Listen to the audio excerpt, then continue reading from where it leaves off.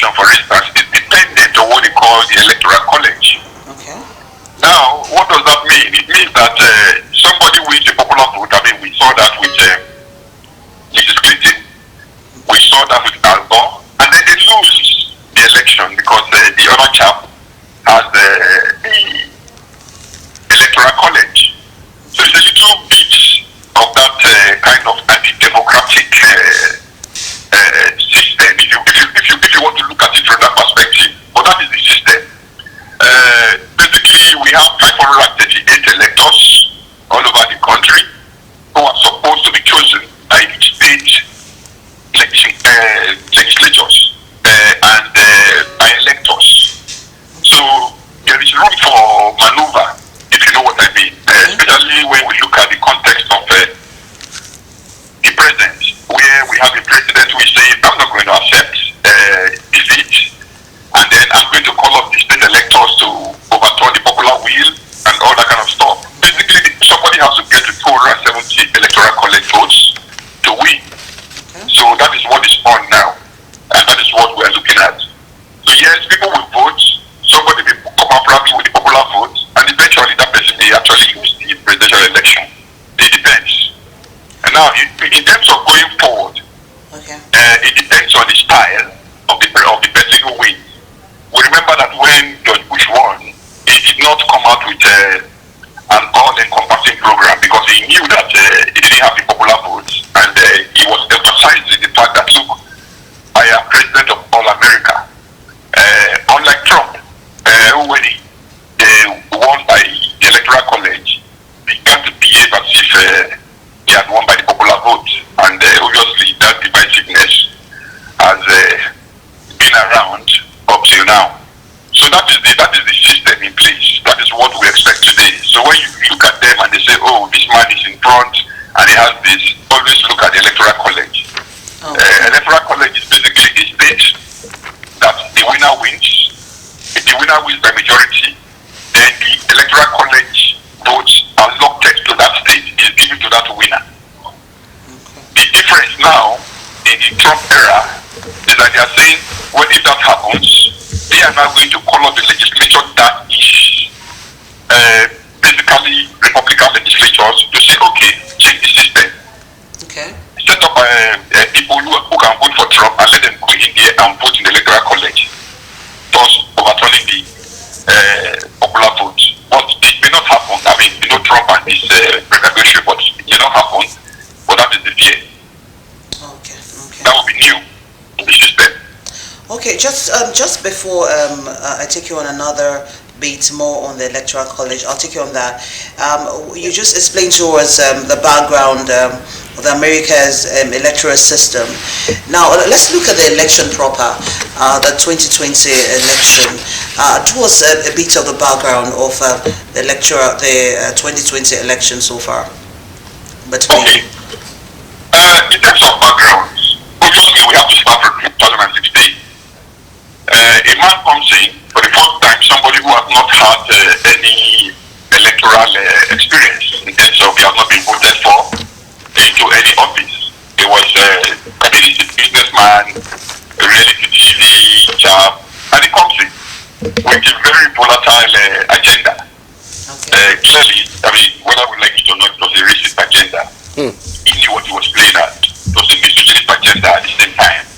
For the first time, a woman had the chance of becoming U.S. president. She was the front runner all the way. And then he came up with all these bogus claims about her.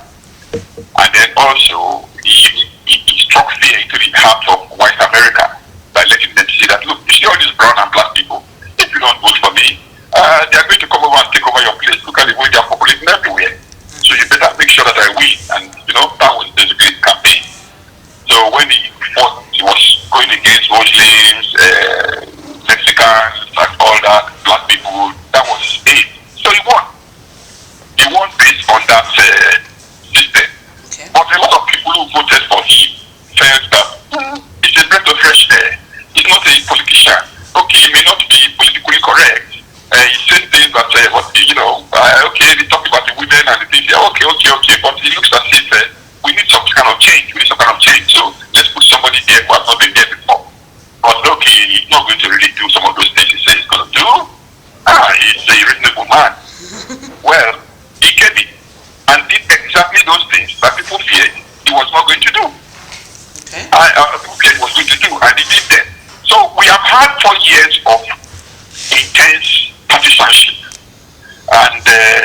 not in the positive sense. Because when you really look at it, what have they achieved? Whether on foreign policy, whether on domestic policy, nothing. All he has achieved is divide the country along partisan lines. So that is what he wants in a way. Because for him, his base, which is actually less than half of the country, by far, is enough for him. So he was always going to his base. That's why for the first time in modern times, is the American president who has never crossed the 50% favorable rating. But this banking on the fact that they are energized, they will be the ones to come out. After all, the black people don't usually come out to vote, young people don't come out to vote. That is for the Democrats or the people likely to, and for that reason, he's likely to win if his own base come out. So we have had this situation where he has been impeached by the Democratic House. He was released by the Republican Senate. We have seen many of the things that he has done, but one of the things that really worry people like us outside is the attempt to denigrate American democracy.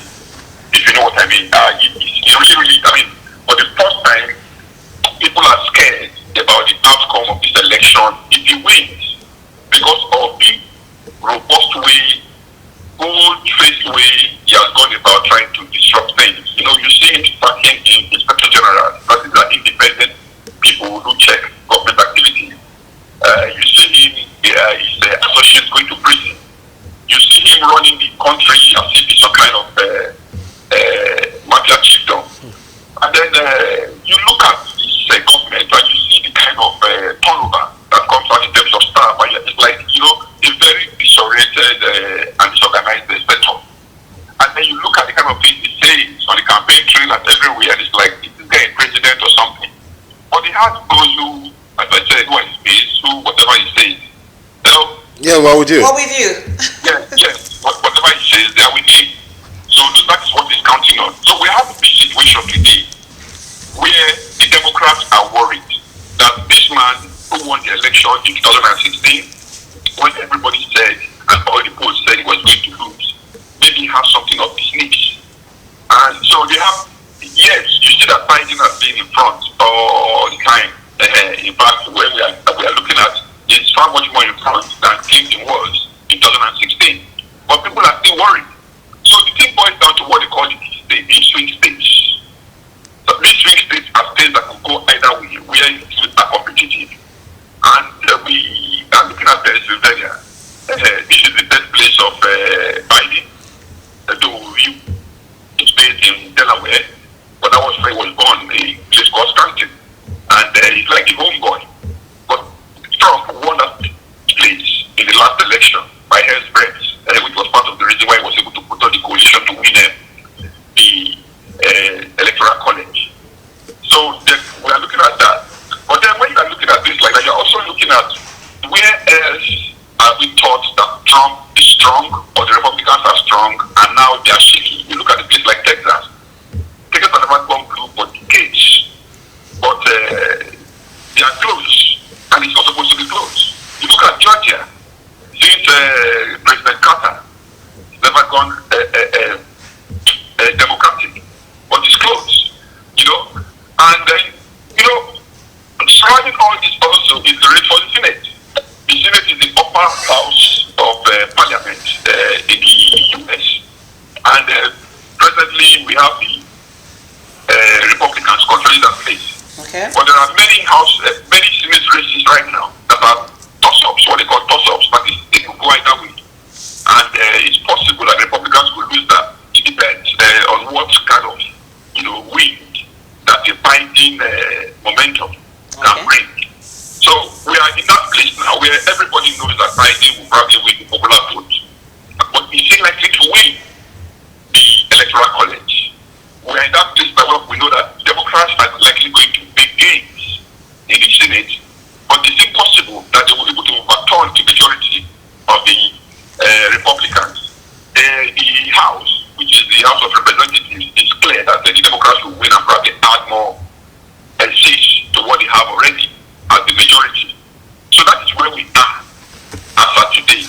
And there is also something that we need to know, which is called the early voting system in the U.S. So before the election, election, people vote. And then there are also the mail-in ballots, which Trump has criticized, and the drive-through voting and all that. Obviously, the Republicans are invested in what we call voter intimidation and voter suppression. This has always been their style. Because it is better in their own mind, it's better for lesser people to vote, because they have this ground game where most of their people will vote, and if lesser people will vote, then they are likely to win. But if more people vote, then they are in trouble. So when you look at the incoming for these early votes, the Democrats are far ahead. But it is not something you can make anything out of. First of all, they are ahead, yes, and a lot of them have voted in massive numbers, in record numbers actually. And when things like that happen, you sense that Democrats are going to win because they have more of the numbers. Now, the problem is Trump has already rubbished the main voting system, saying that these people are going to come out to vote on the day. So it depends on how much of Trump's base is turned out today that will determine whether he wins. But if he runs not neck and neck today with Biden, it's clear that Biden is going to take it. So that is where we are at this moment. Okay. In terms of background. So we have a situation where we have a president who is invested in anti-democratic means to get power. We have seen how he has attacked the postal system, because the postal system is where people want to vote and things like that. Then we have had this coronavirus thing. Whenever you go the older people have become like Tanno. He used to win the older people's votes. But unfortunately for him now, those votes are turning against him. Most of those people want to vote from home for convenience and for the fact that they don't want to endanger themselves. So he recognizes that. So he attacks the postal service, change the guy there, do everything to make sure that they don't count those votes. That's the reason he's attacking drive-through voting and all that. So it's all part of that voter intimidation, voter suppression strategy that is putting in place at this moment. But all these are democratic things. And then you look at the things that he's saying, as the president, or if he doesn't win, he's not declaring him winner, he's not going to accept defeat. He's going to go out there and declare himself winner. It is in front, even though they have not counted the whole vote. Any person who has not voted by a post or before today, they should discount the votes. I'm going to raise factories of lawyers everywhere, but attack anything that we see anywhere. So this is what he has been doing. Okay, Mr. Kennedy. On the other side is that there will be enough votes to actually stop him from activating some of those threats. Okay, Mr. Kennedy, you've spoken so well, and it's obvious that you have an in-depth knowledge of what obtains in the United States. Okay, away from that and moving forward, you would agree also that the United States of America practices the presidential system of government like our country, Nigeria. Are there any significant features that differentiates theirs from our country, Nigeria? Well, there are differences. When we talk about copying its system and all that, so they're not copying it wholesale. Democracy is actually homegrown to a great extent. By depending on where it's practiced. But there are certain characteristics that govern them. Freedom of speech, free press, independent judiciary, checks and balances, separation of powers, so we can have a free system when the state has a constitutional monarchy. And you're saying, you have a monarchy and the state of a democracy.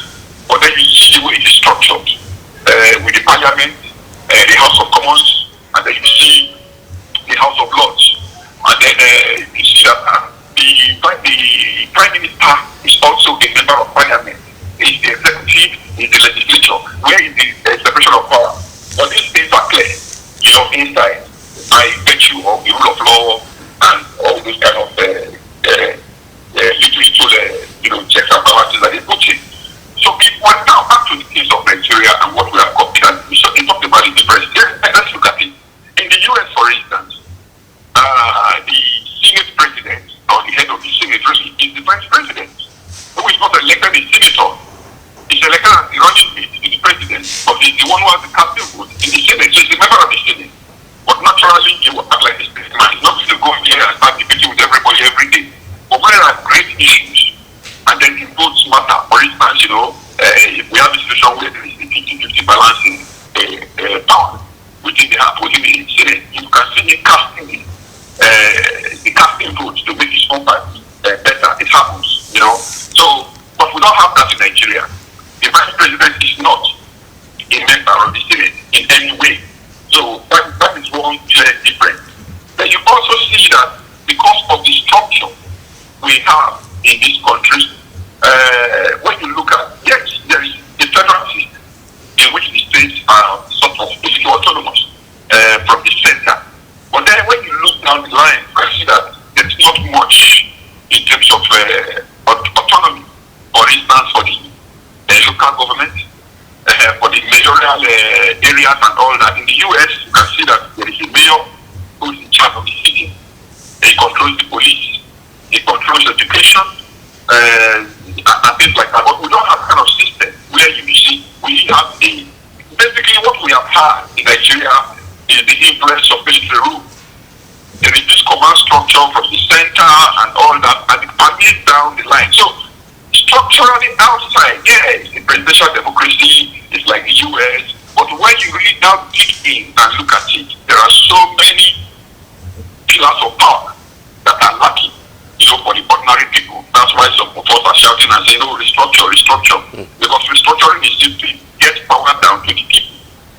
You look at the relationship between the state government and federal government, where everybody goes hand in hand to the center to go and share money, and then they come back, and it doesn't happen like that in the United States. There is that, diversity, even in economics and in all sort of ways. And there is also a lot of power given to the states. So you remember when Trump was saying, he was going to make some executive order during the coronavirus, and the state should produce this or produce that. And they said, no, you can't do that. Obviously, he couldn't. The constitution does not allow such a thing. And it's also part of history. You look at us, we're colonial territory.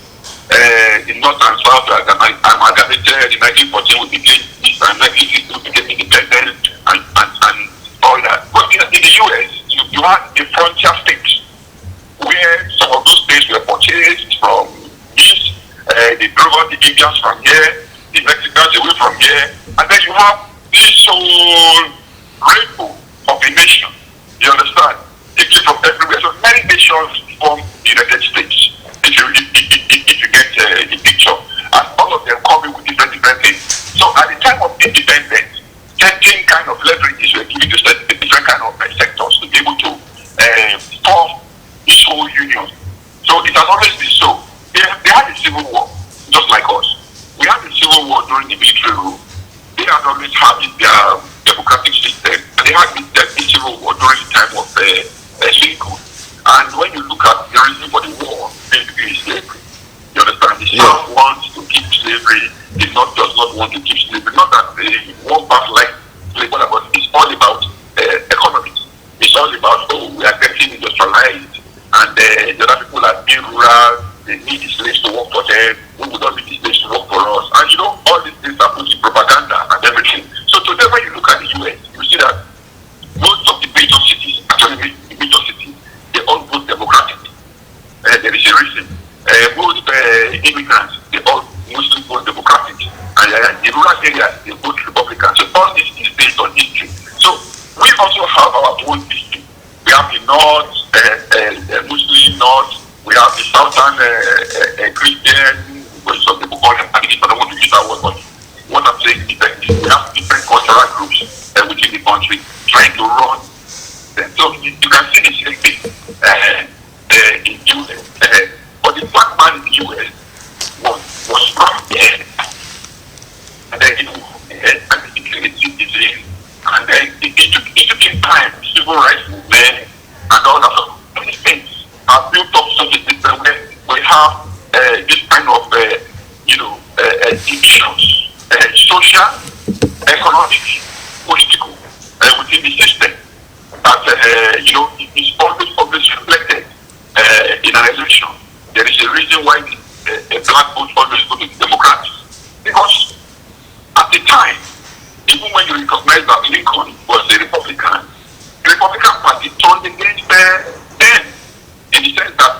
the ones who were keeping what they call the Jim Crow laws going.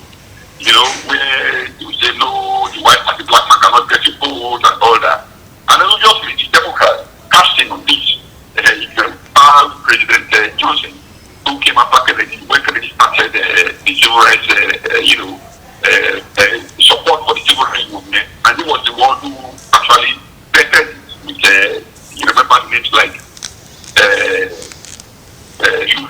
Martin Luther King, Malcolm X, and all that.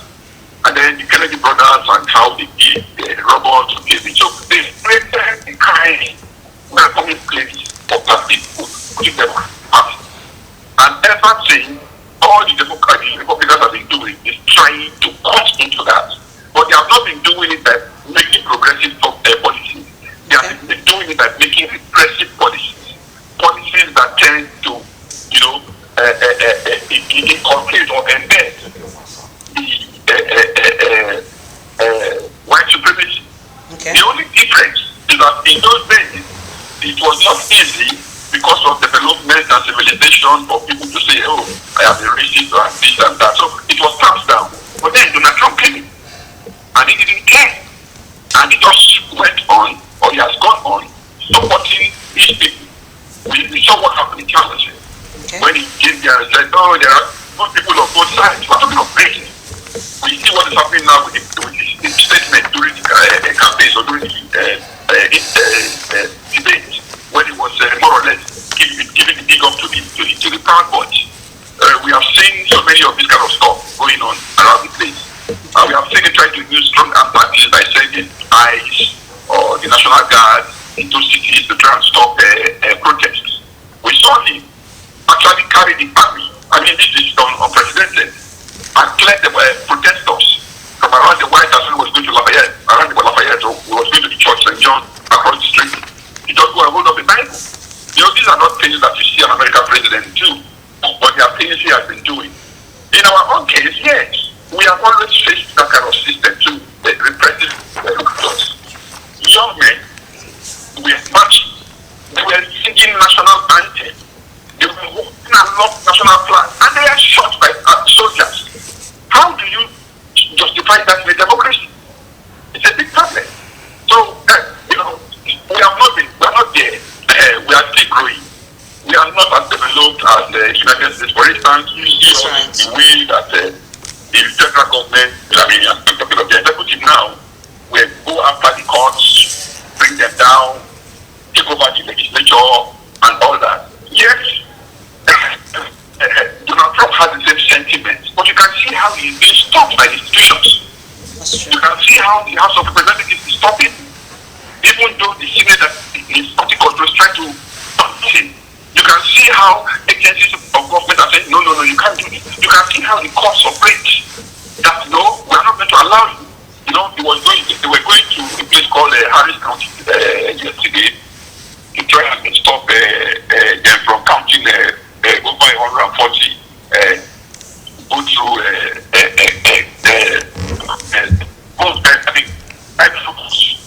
they can't stop it, which is that tomorrow they'll be counted. Ordinarily, if you look at Donald Trump and the sentiment, he's a guy who is very, very, very okay with the autocrats. Okay. He likes people who are that way. So if he has this way, the U.S. would be an autocratic state. But thank God, the U.S. has a long history of democratic struggle. So he's being stopped, he's being challenged every part of the way. Yes, we will get abused, that he's doing this, he's doing that, he wants to do this, and they will go the mouse and all that. But it's difficult for him to do it because that democracy is working. In our own case, unfortunately, it's working, but in a little arithmetic way, not geometric way. We have not really moved from 1999. Okay. If you look at it that way. So structurally, we are different, but we can always say in a generic sense, we have the same. We have a presidential system, we have a president, we have a vice president, we have the Senate, we have the House of Reps. The US has the same thing, but it's not exactly working the same way down the line.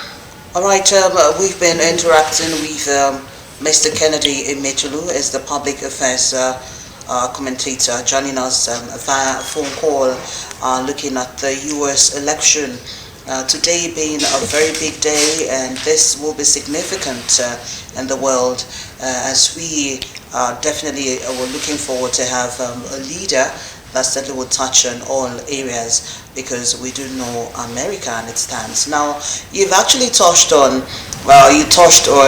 the swing states phenomenon, electoral college and so on. You touched on that a bit.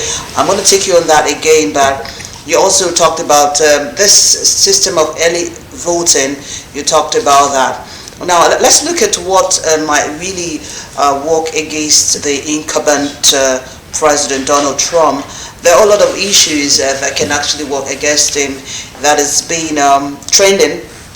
For instance, it's worrisome that he makes decisions on impulse, decisions like, oh, I'm going to fire this person, for instance, the Fauci that he said he's going to fire. And now, he also, another issue bothers on how truthful he is as it relates to the pandemic. Americans are saying that he's not truthful, going by the fact that he makes jest of the wearing of masks and making them feel that it's not a big issue. Well, whereas most of them are actually dying, and talking about the increase in cases right there in the U.S. Another area that would also want to look at is the fact that it's trying to debase the medical profession when he talked about the pandemic and how they will make so much money when they find people dying out of the pandemic. His attitude to journalists is not a far cry.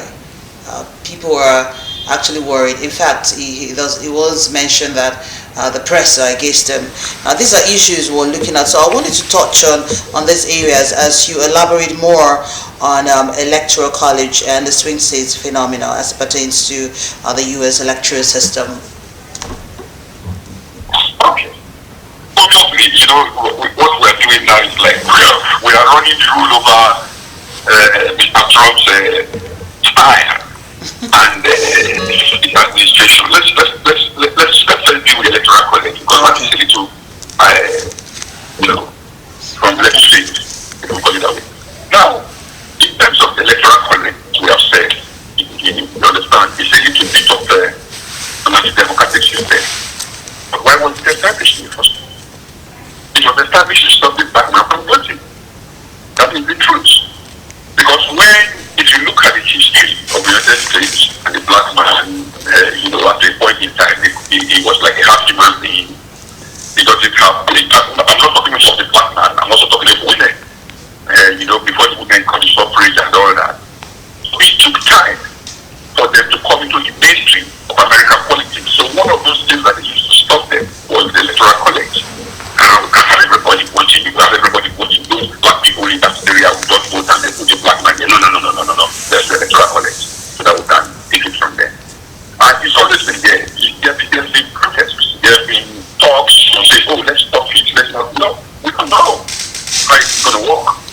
Because if you really want it to work, or if there is a likelihood it's going to work, there's a change in it. Because it shouldn't change, honestly. It's not right.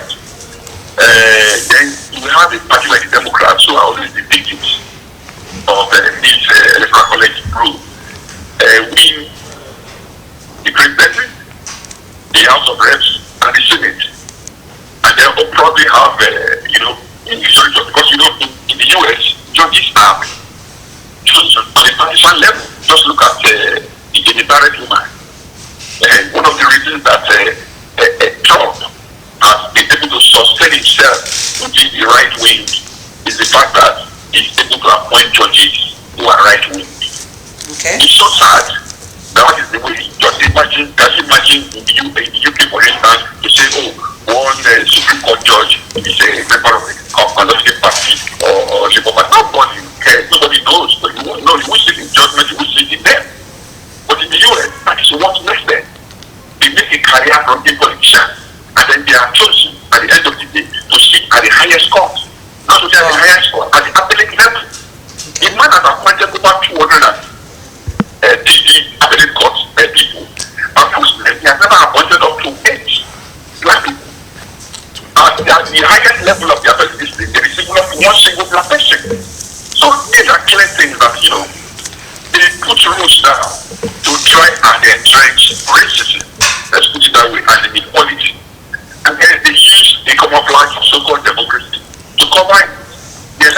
college is part of that process. It is nothing democratic. I don't know whether I did justice to the question. Okay.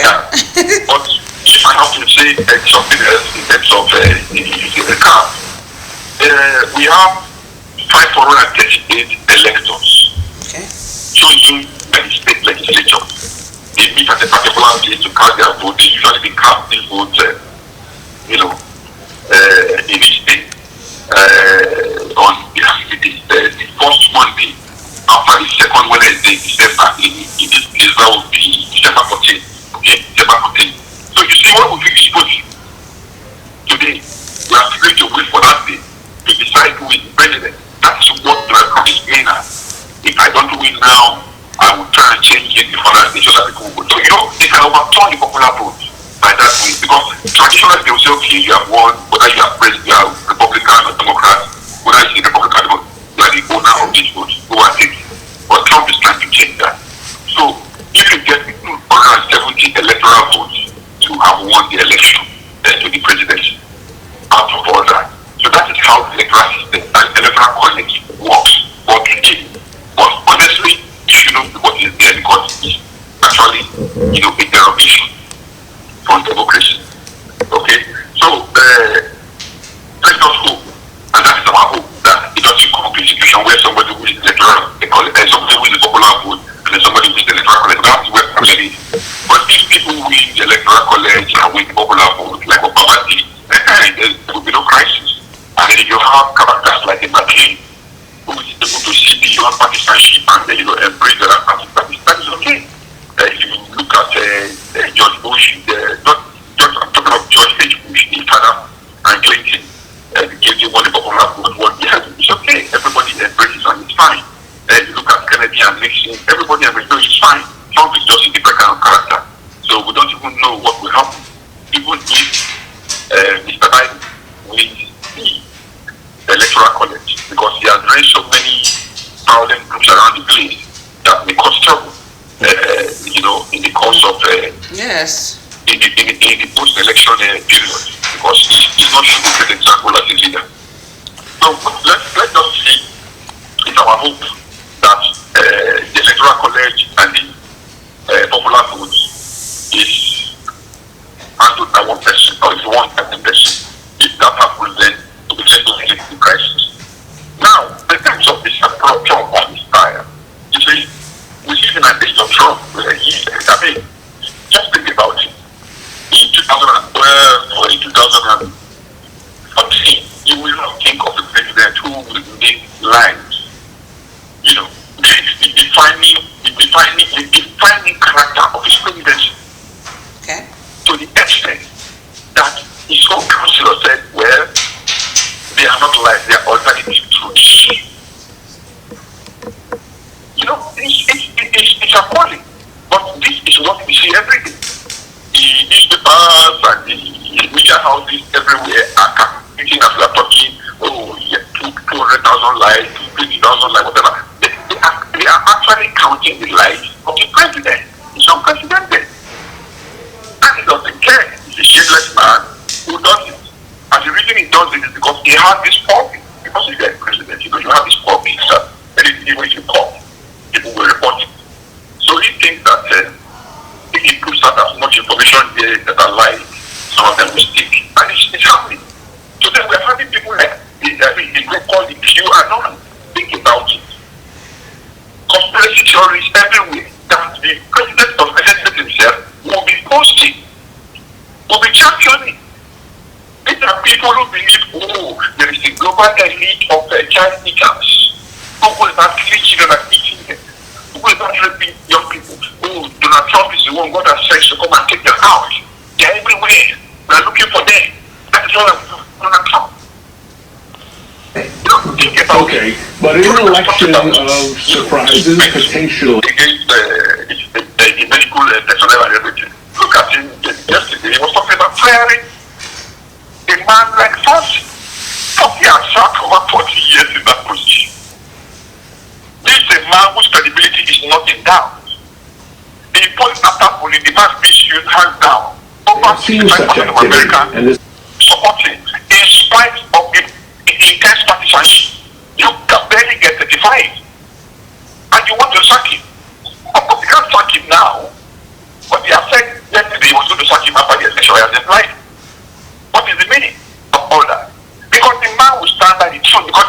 scientists. And where you have climate change deniers like Trump, people who don't care about science, people who have gone out there to go and undo the Paris Climate Accord, people who fight against government. Can you imagine a 16-year-old girl you're fighting against her because of our views of climate change? They are anti-science, to be honest. And the real problem is that he has created, or there is this thing about, it's like a hostile takeover of the Republican Party.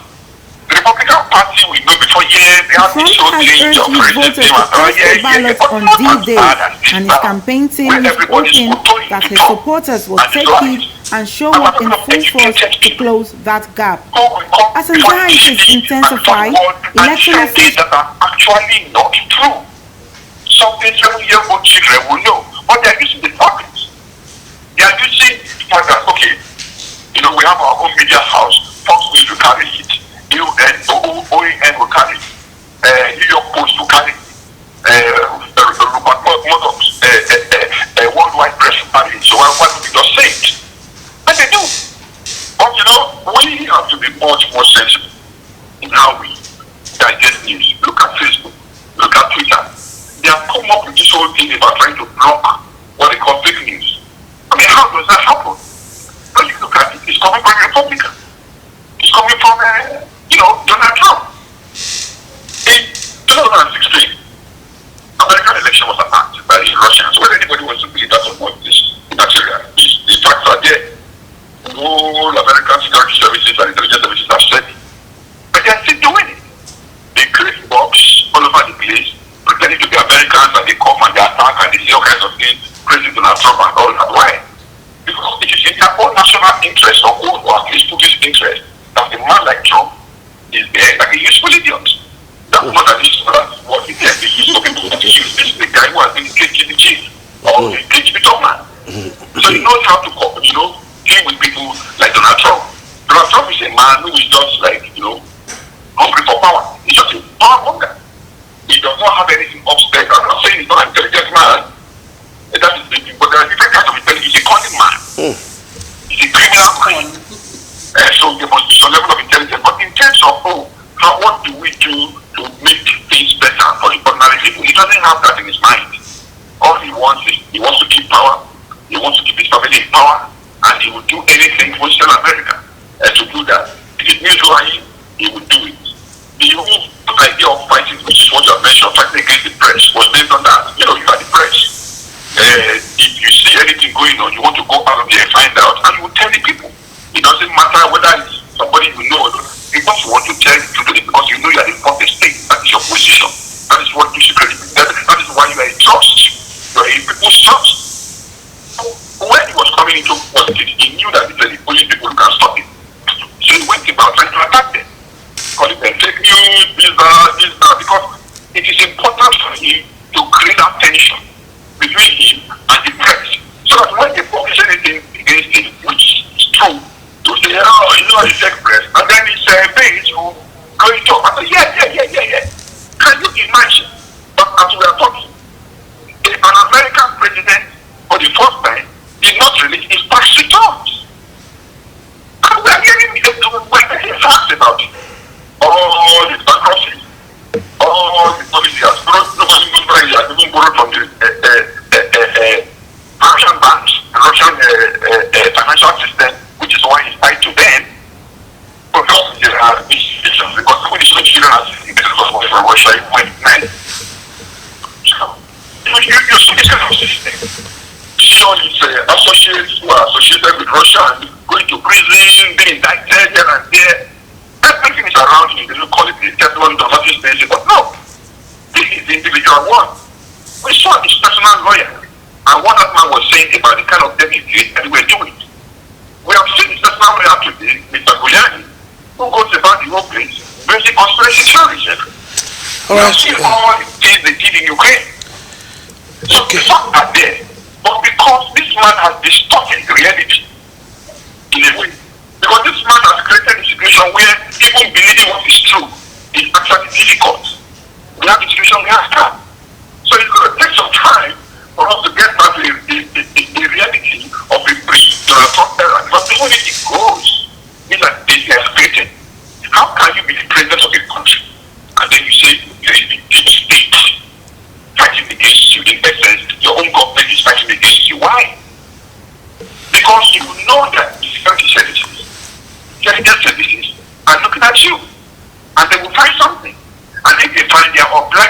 permission to report.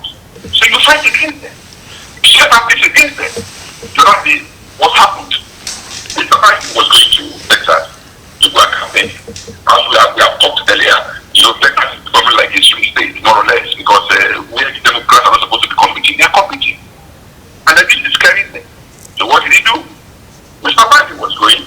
They now mobilized hillocks, all kinds of big trucks to go and block him on the road. It's like what happens here when talks go out and attack a political opponent. But of course, not that they were beating anybody or anything, but they stopped him from going to where he was going. And then he made NDS investigating that because, it's a crime and all that. Mr. Trump is attacking his own FBI. Remember what happened? It was this FBI under Mr. Kobe that actually gave him the election in 2016 because let's face it, if Kobe had not come out with October surprise against Mrs. Clinton, Trump would have won. We know that. But maybe Mr. Kobe was thinking he was doing the right thing. At the end of the day, he fell out with Mr. Trump. He was out. Mr. Trump appointed somebody else. But the person he appointed is just trying to do his job. So Mr. Trump is attacking him. Now he has an age. Okay. General who is like Taliban. It's like a personal lawyer to Mr. Trump.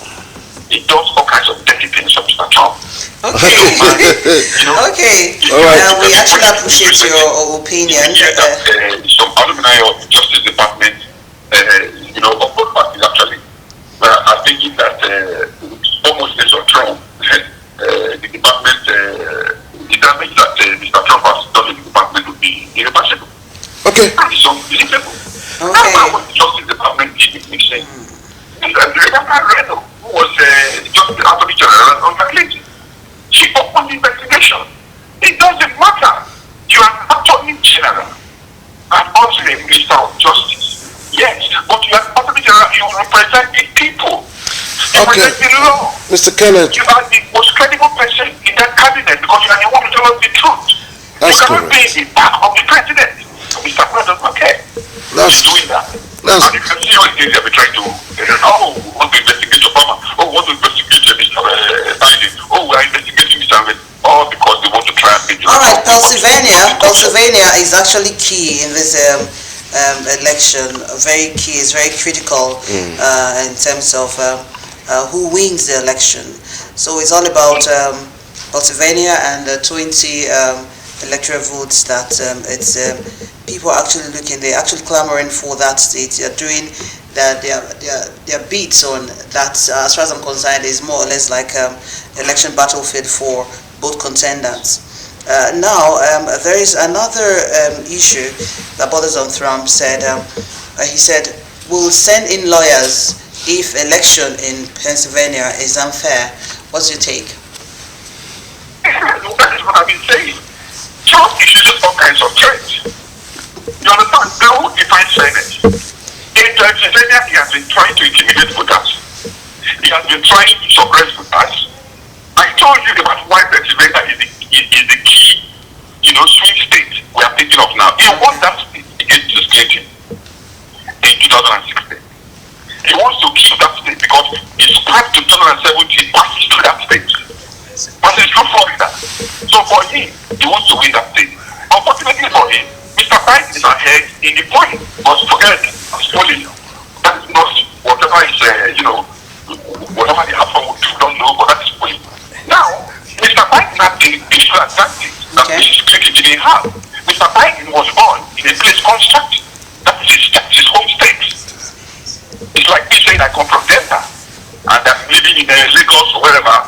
Yes, Mr. Biden is a senator in Delaware, but was born in Stratton. And he's very popular there. And one of the things about one of the talking points of the Trump campaign is all these blue collar workers or people who do not have college. And these are the people who are in his base or were in his base in 2016. Okay. But like Mrs. Clinton that these people did not appeal to at that point in time, they appeal to Biden. So he sees Biden as a threat in that place. So all he's trying to do is to ensure that there is some kind of disturbance around there, problem around there, even if Biden party wins, then they will use the court processes and all that, or intimidation or whatever to stop him. Okay. That is what you see all the noise is making about Pennsylvania. Pennsylvania is very important in the election. Okay, thank you very much, Mr. Kennedy, Emetulu. You've actually taken us through in-depth analysis of what our expectations are. I felt like I was in the US right now. Yeah, for the elections 2020. But just before you go, just before we allow you go, I want you to just take a look at the crystal ball. Who do you think would win, and what will be the implications on the world and of course Nigeria's politics and economy? Tanno, I'm not hearing you properly. Yes, I said just take a look at the crystal ball now. Who do you project to win this election, and what will be the implications on the world and of course Nigeria's politics and economy? Okay. We are not concerned anyway. If you ask me, who will win the election, if I forget the partisanship, I would say Biden will win. Okay. And the reason I say Biden will win, because it's not 2016. There is something about newness. When a guy comes in and nobody knows what he can bring and everything, everybody says, it's fresh fresh air. I'm going to drink this one and all that. Look at all the tell you, Trump has kept his promise, but he has only kept the wicked promises. You come in there, you make the economy only good for the rich people. You tax cut for the rich. Okay. You did nothing for the middle class. You come in there, all you have been interested in, which is the reason it's a lot of money, remember, was to overturn Obamacare.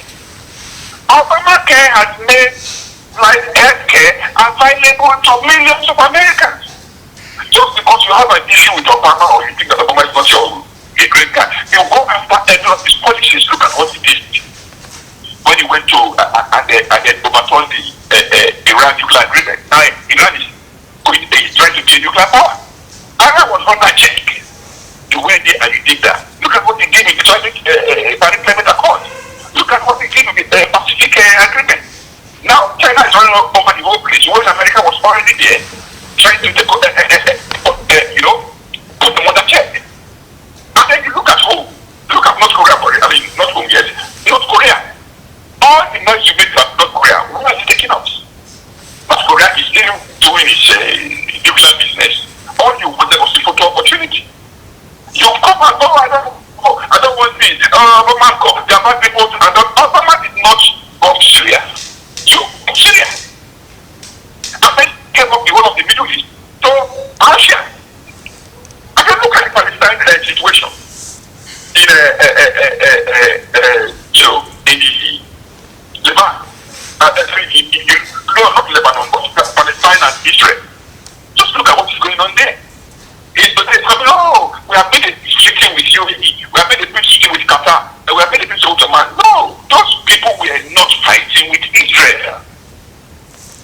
The people who are with Israel, they are the Palestinians. Rather for you to deal injustice, Obama was there, Obama gave Israel the protection it needed, but he did not allow Israel to overrun this people. That was the problem. The bad man is the Antichrist. Trump came and then also system of Jerusalem. Why? Why do you always raise hackles? Now you have joined Israel to be still over Palestinian land. And you said you want to resolve it. And then you appoint your own son-in-law, who is a Jew, as the head of the negotiation. How does that work? So, basically, if we are looking at things like that, I'm saying that in terms of policies, Mr. Trump has failed. We are not talking about foreign policy at home. He has failed. Look at it. As we are talking now, the stimulus plan is not on. Americans are suffering. They are out of work, but they are not getting the money that government should be sending them. Okay. Because Trump is playing hardball. Okay. Over nothing. Thank you. Thank you very, very much for this insight. Like I said before, I felt I was in America. He actually has an in-depth analysis of the American politics. I am telling you. We do hope to invite you again once the elections are over. And his body language too. We appreciate your work greatly. Please keep it going. Thank you very much, sir. Thank you very much. Your body language is about my kind of body language in terms of victory. Well, just to put it simply, I would appreciate you again for this in-depth, and would like you to join us live someday, and of course via phone call, however it is. Do have a wonderful, wonderful morning, and of course a beautiful new month. Thanks for calling in.